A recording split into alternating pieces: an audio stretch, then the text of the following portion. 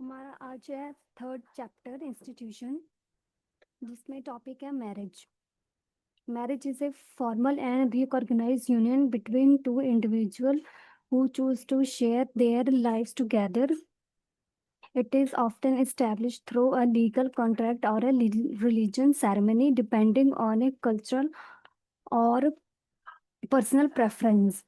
ये जो मैरिज होती है ये दो लोगों के बीच में उनके चॉइस के थ्रू डिसाइड की गई होती है कि वो साथ में रहेंगे, जो कि लीगली होती है, लाइक कॉन्ट्रैक्ट मैरिज या फिर कोर्ट मैरिज, या तो उनके धर्म से रिलेटेड, जो कि सेरेमनी रिलीजन के सेरेमनी द्वारा की जाती है।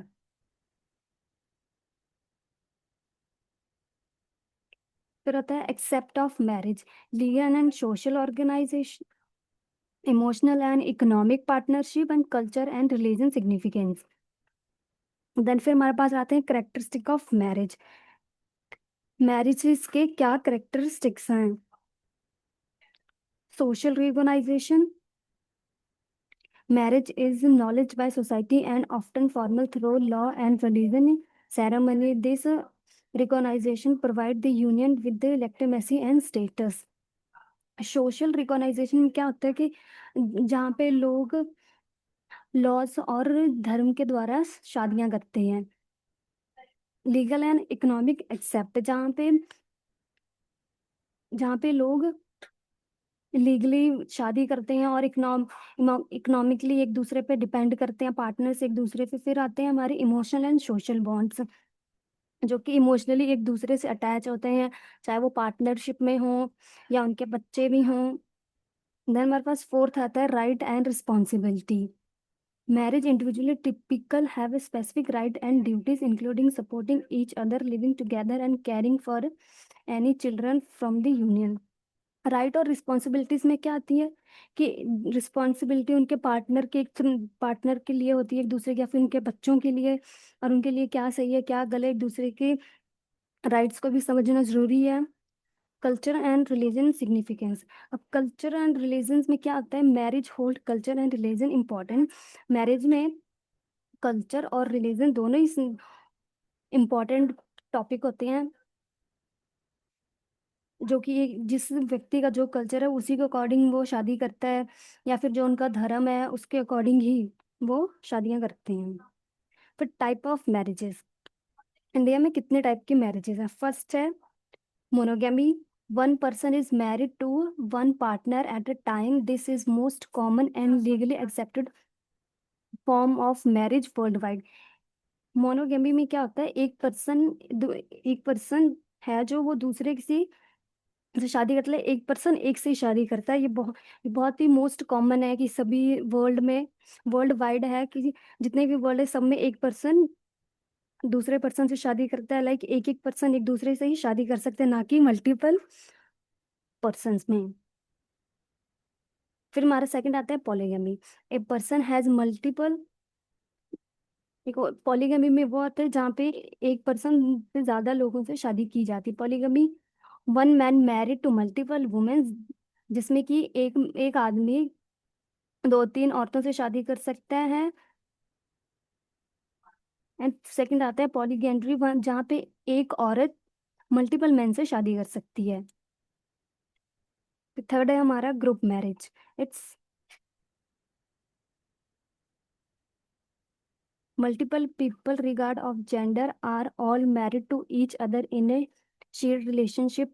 This arrangement is rare and often not legally recognized.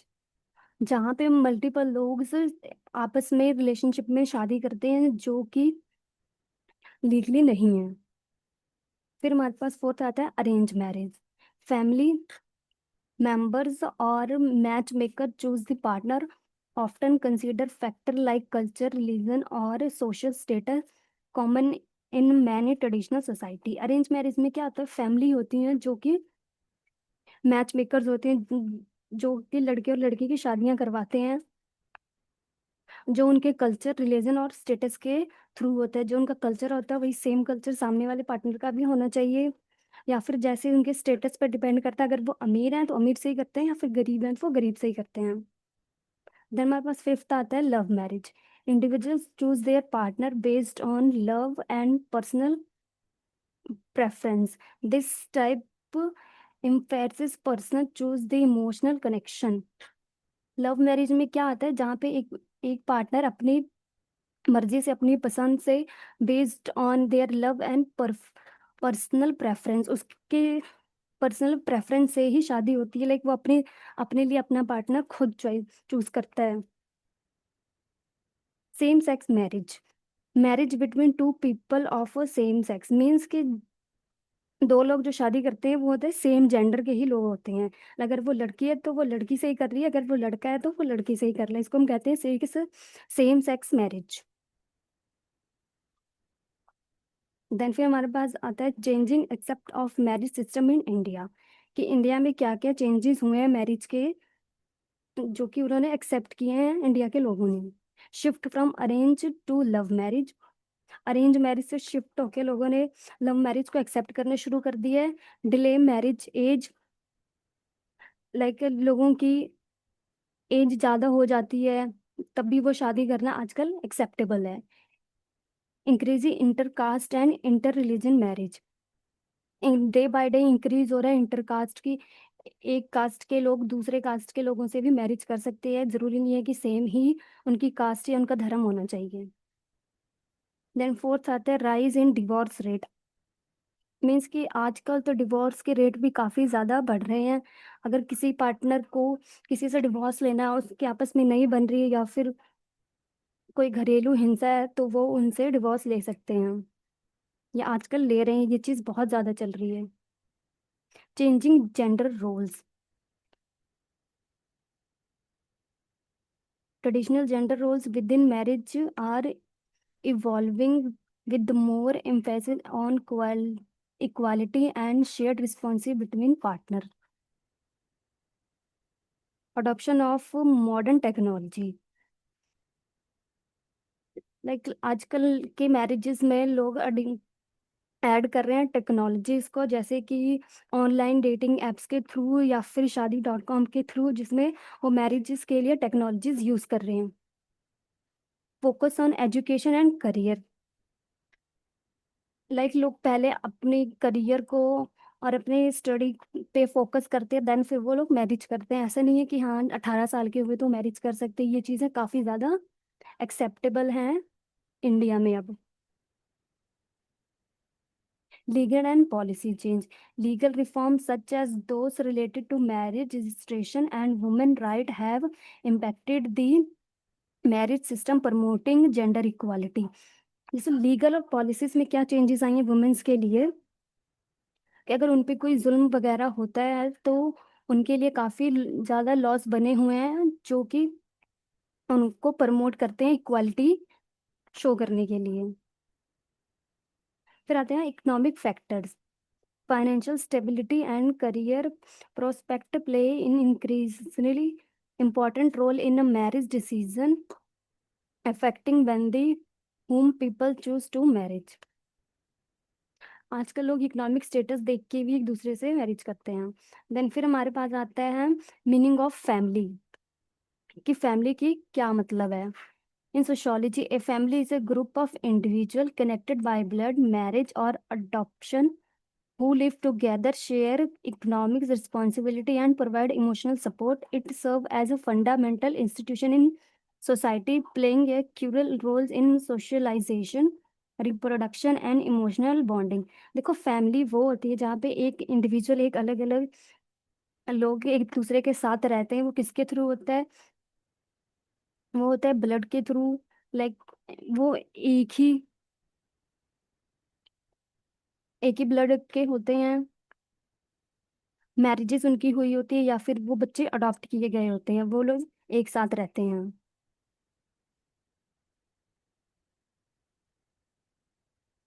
Characteristic of family, families के क्या करेक्टर होते हैं। सोशल यूनिट, एक group of people living together and inter acting daily, typical sharing a common residence. Social में क्या होता है, families में बच्चों को कैसे डील करना है लोगों से, वो चीज़ें सिखाई जाती हैं, और वो एक साथ रहते हैं, अपनी कॉमन सी चीज़ें शेयर करते हैं। kinship relation, connection among family member based on biologic relations like parent child और legal bond such as marriage and adoption. Kinship relation उसमें वो होता है जिसमें कि लोग एक दूसरे से कनेक्ट होते हैं थ्रू, जैसे पेरेंट और चाइल्ड, पेरेंट्स या फिर उनके बच्चे, और लीगल बॉन्ड्स भी होते हैं जैसे लाइक मैरिज, और या फिर जो बच्चे अडॉप्ट किए गए होते हैं वो होती है किनशिप रिलेशन.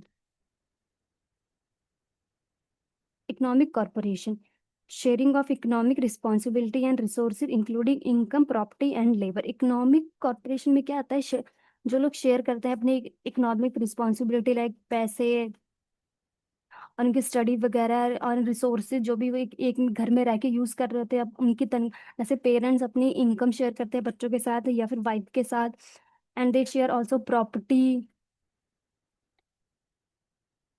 फिर हमारे पास आता है fourth is emotional support, providing care contributing to the psychology wellbeing of member. Emotionally एक दूसरे से अटैच होते हैं, लाइक अगर बच्चे को कुछ हो गया तो उसकी माँ कितनी इमोशनल हो जाती है या फिर उनको हर चीज पहले ही पता चल जाती है अपने बच्चे के लिए. That's called emotional support.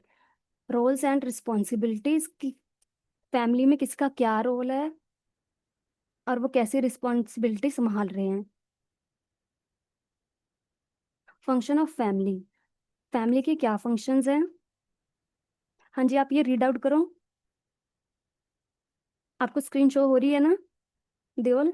हाँ जी, हाँ जी मैम जी. Function of family read out करो. Socialization, teaching children culture, norms, values, and social skills, integrating them into society. हाँ जी, सोशलाइजेशन में क्या होता है कि बच्चों को सिखाया जाता है कि वो सोसाइटी में कैसे बिहेव करेंगे, क्या स्किल्स हैं, क्या इंटेलिजेंस है, क्या कैसे कि उनको क्या बिहेव करना है, कैसे बर्ताव करना है, कैसे रहना है. सेकंड क्या है. Refoundation, providing the framework for biological reproduction and raising children, ensuring societal consensus.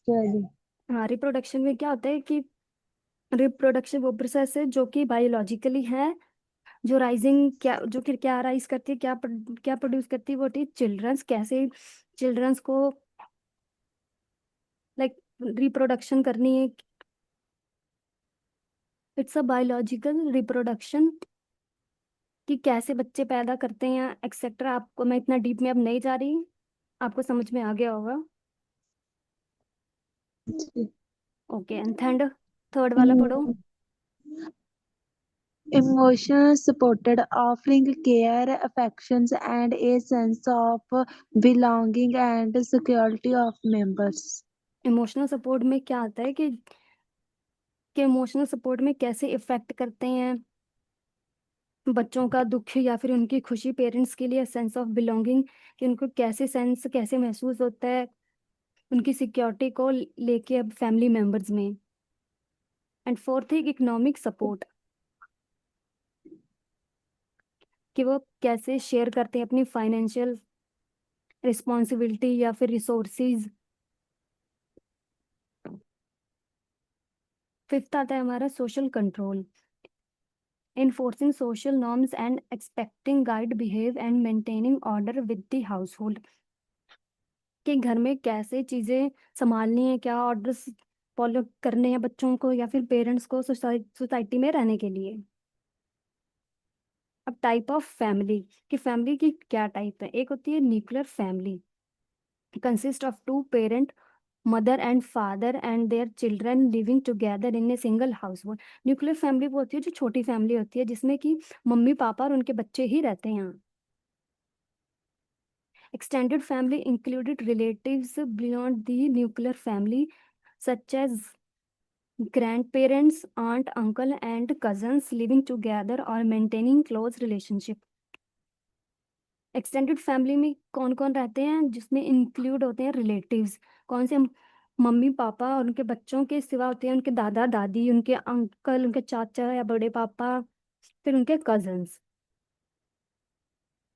Extended family में ये लोग रहते हैं। एंड सिंगल पेरेंट फैमिली में क्या आता है, headed by one parent responsibility for raising the children, facing unique economic and caring challenges। Single parent family में क्या आता है कि ये सिंगल फादर होता है, ये मदर होती है जो कि अपने बच्चे की परवरिश अकेले ही करती है। Blended family formed when one or both parent bring children from previous relationship into a few family unit involving complex dynamic. Blended family में होता है जैसे कि कोई पेरेंट्स एज अ मदर या फादर, उनकी पहले शादी हुई होती है, उनके बच्चे भी होते हैं, फिर वो सेकंड मैरिज में भी एक साथ रह रहे होते हैं, उसको हम कहते हैं ब्लेंडेड फैमिली। एंड फिफ्थ हमारे पास childless family consists of a couple without children either by choice or due to other circumstances focusing on career or a personal interest। देखो चाइल्डलेस फैमिली में क्या होता है कि जो फादर और मदर होते हैं उनके कोई बच्चे नहीं होते, वो अकेले ही रहते हैं, जो कि उनकी खुद की मर्जी भी हो सकती है या फिर कोई एज अ हेल्थ इशू भी होता है, या फिर उनकी करियर रिस्पॉन्सिबिलिटीज होती हैं, वो अपने करियर पे ही फोकस करना चाहते हैं। Changing except of family system in India, कि जो फैमिली में जो चेंजेस आए हैं वो इंडिया में क्या क्या, इंडिया वाले लोग क्या क्या चीज़ें एक्सेप्ट की हैं। Shift to nuclear families, like अब वो उन्होंने क्या करना शुरू कर दिया, उनकी छोटी फैमिली ही प्रेफरेंस देते हैं कि उनकी फैमिली छोटी ही रहे, like father and mother and उनके बच्चे। मोर वर्किंग वुमेन्स, जब वुमेन्स को भी इक्वालिटी है कि वो अपना जॉब वगैरह कंटिन्यू कर सके आफ्टर मैरिज और child.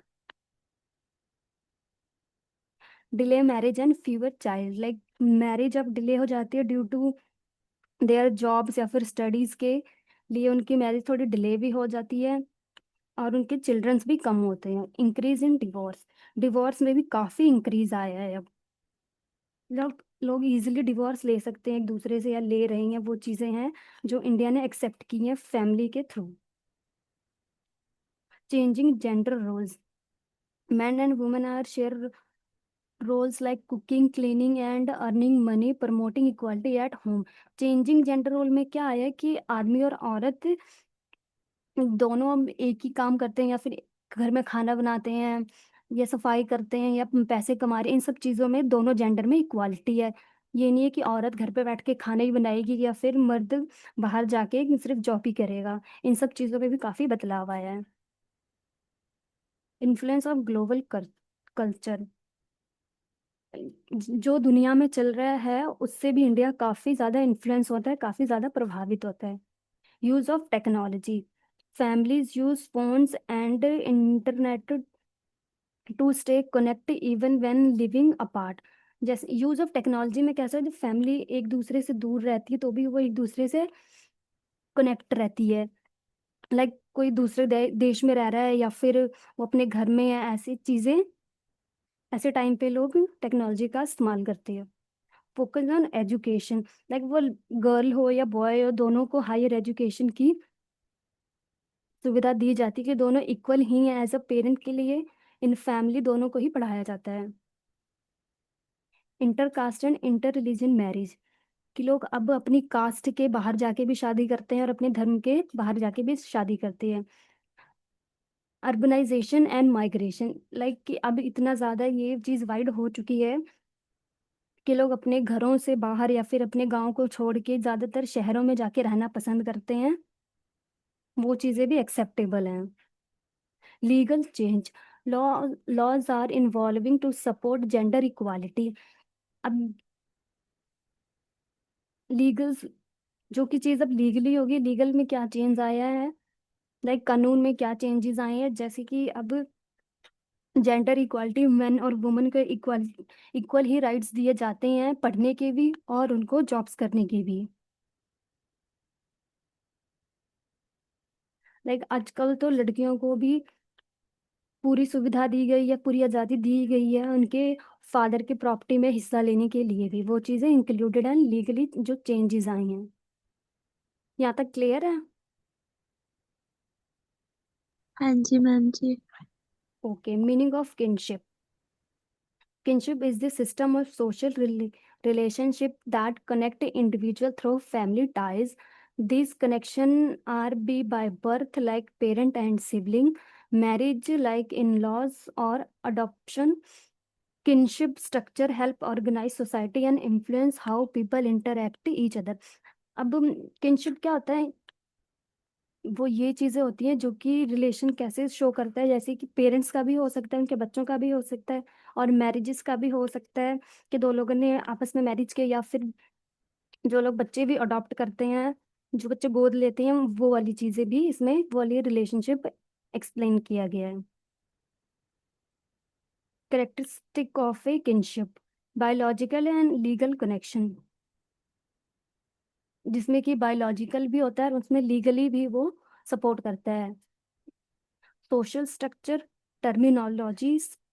Specified term as used to describe different family members like uncle, aunt और cousins. टर्मिनोलॉजी में क्या होता है, जिसमें कि चाचा या फिर चाची या उनके बच्चे कजिन्स हो गए, वो सारे साथ में रहते हैं. Inheritance and descent. Determine how properties and titles are pass down through generation. Inheritance में क्या होता है, जो एक चीज होती है उससे चीजें आगे जुड़ती हैं या आगे बढ़ती हैं, वो चीजें होती हैं इनहेरिटेंस. कि इनहेरिटेंस में इसमें वो चीजें आती है, जैसे एक की प्रॉपर्टी है वो आगे आगे दूसरे जनरेशन को दी जाती है, या फिर कोई मर जाता है तो फिर उसके बाद वो नेक्स्ट जनरेशन की हो जाती है. वो चीजें होती हैं इनहेरिटेंस. वो एक बंदे से रिलेट करती हैं बट वो आगे कंटिन्यू रहती हैं. Function of kinship. और किनशिप के क्या फंक्शन है, रीड आउट करो.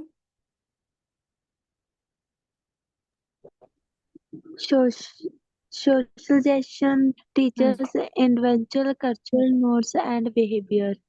हाँ जी, सोशलाइजेशन क्या होती है कि एक इंडिविजुअल को, एक व्यक्ति को टीच करती है कि कैसे कल्चर के साथ चलना है या फिर कैसे बिहेव करना है सोसाइटी में. Economic cooperation हाँ. facilitates sharing of resources and responsibilities. Economic corporation में क्या होता है, जहाँ पे फैसिलिटीज शेयर्स होती है और resources responsibilities. Inheritance of property. Inheritance अभी मैंने समझाया था, वो क्या होता है, एक्सप्लेन करो.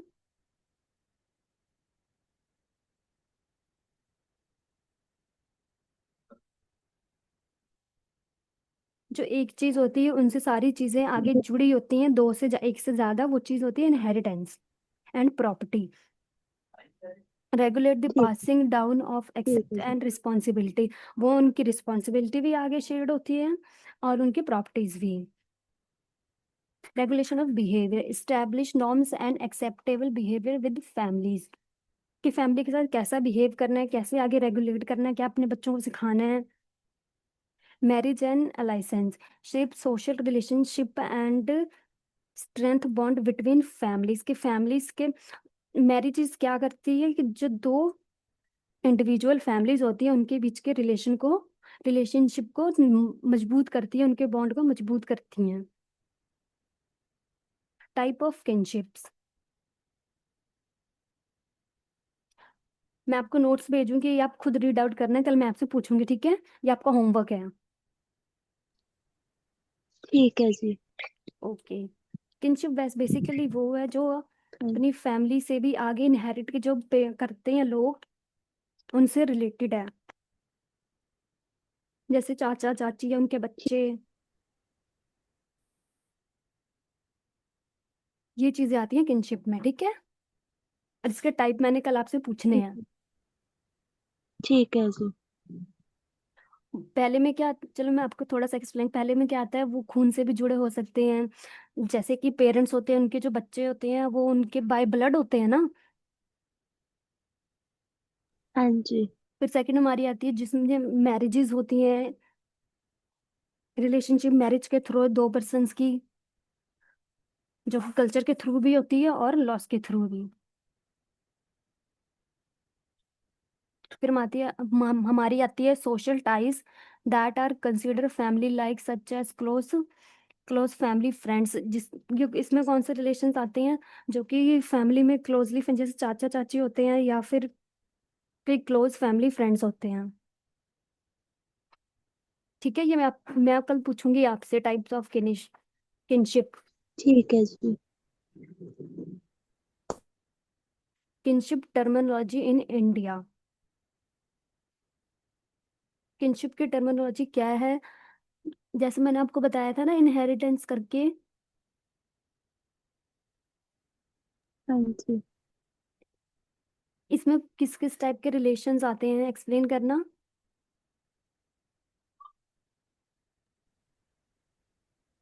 India, India device culture have specialist team for family members. For example, father, पिता हिंदी, अप्पा देखो, तमिल। इसमें कौन कौन से रिलेशनशिप है? तो father, mother, brother, sister, uncle, aunt, या फिर कोई क्लोज फ्रेंड भी हो, उनको भी हम किनशिप रिलेशनशिप में ऐड करते हैं।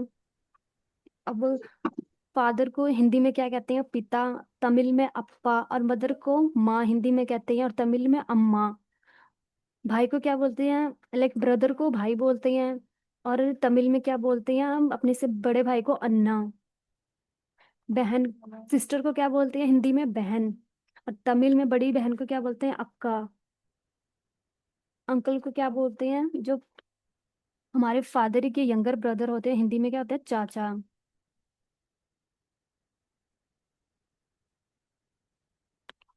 और मम्मी के भाई को क्या कहते हैं? मामा। आंट, आंटी इज बुआ, father sister in Hindi, and मौसी मदर सिस्टर इन हिंदी। ये सारी चीजें आती हैं किनशिप में। इसमें सिर्फ ऐसे नहीं है कि एक ठीक। मदर और फादर उनके बच्चे इंक्लूडेड है, इसमें और भी जो रिलेशन होते हैं हमारी फैमिली में, वो सारी चीजें इंक्लूडेड हैं।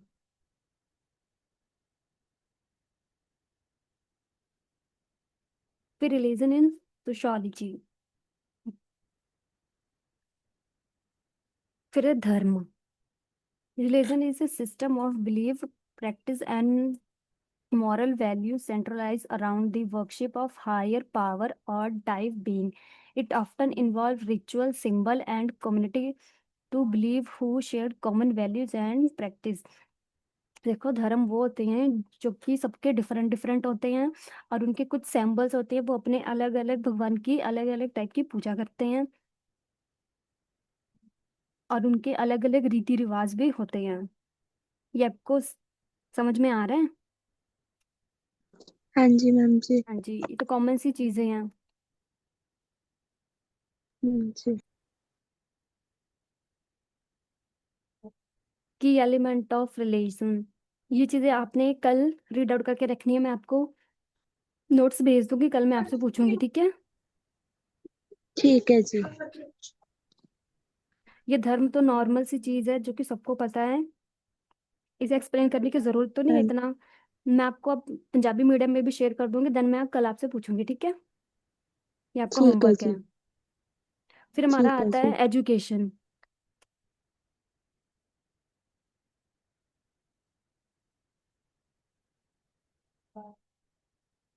Education is a process through which individual gain knowledge, skill, value, and attitude. It occurs formally in school and informally through life experience. देखो, एजुकेशन क्या होती है? एजुकेशन वो होती है, वो ऐसी प्रोसेस है जहाँ पे इंडिविजुअल अपनी नॉलेज, स्किल्स, जानकारी, या फिर उनकी क्या वैल्यूज है, उनका एटीट्यूड, ये सारी चीजें गेन करता है। और ये कहाँ से स्टार्ट होती है? ये स्कूल से स्टार्ट होती है, या फिर उनके लाइफ एक्सपीरियंस है कि उन्होंने लाइफ में क्या एक्सपीरियंस किए हैं, अच्छे या बुरे। फिर इसके फंक्शन आते हैं: socialisation, culture transmission, skill development, social control, social mobility, innovation, personal growth. फिर इसके करेक्टरिस्टिक आते हैं: structure, formal and informal, life long, socially influenced, goal oriented, diverse method, assessment based. फिर इसके टाइप्स कौन कौन से हैं? Formal, informal, non formal, special education, online, distance learning. ये चीजें तो सिंपल सी, आपको एक्सप्लेन करने की जरूरत तो नहीं है। नहीं जी, मैं पंजाबी मीडियम में पढ़ लूंगी। ओके, आप रीड आउट कर लेना, कुछ ना पता चले तो मैं बता दूंगी, ठीक है? कल आप पूछ सकते हो। आपका डाउट सेक्शन ठीक ही है होगा जी। कल, ठीक है। और जो मैंने ठीक आपको है जी। बोला है वो आप रीड आउट करके आओगे, वो क्या था? रिलीजन, धर्म, ठीक है। कैन हाँ जी। हाँ जी। कल आपका डाउट सेक्शन होगा। आपको मैंने जो 2 करवाए थे ना चैप्टर, कोई भी टॉपिक आपको हाँ जी। पूछना हो तो आप कल पूछ लेना। ठीक है जी। फिर आता है पॉलिटिक्स इन इंडिया।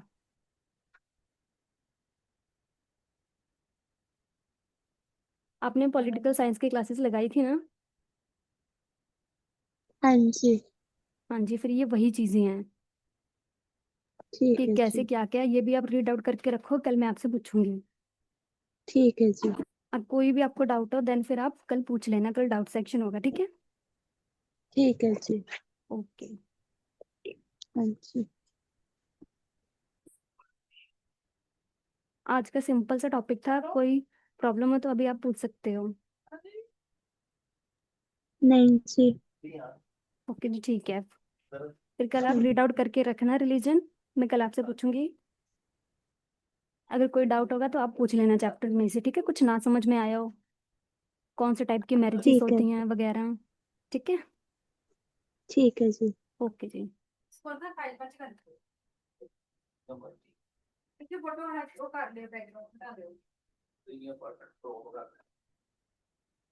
डॉक्यूमेंट सारे हैगे ने सब्जेक्ट